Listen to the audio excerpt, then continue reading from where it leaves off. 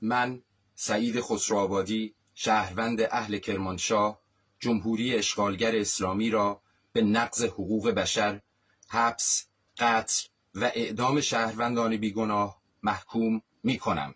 من خواستار آزادی بی‌قید و شرط تمام زندانیان سیاسی عقیدتی از جمله محمود مهرابی، رضا رسایی، مجاهد کورکور، عباس ادریس، سامان یاسین و تمامی زندانیان سیاسی عقیدتی هستم.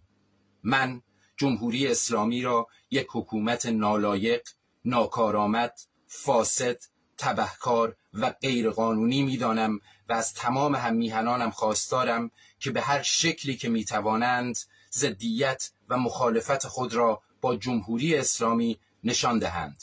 من خواستار بازگشت خاندان پرشکوه پهلوی و برقراری مجدد نظام انسانی شاهنشاهی هستم.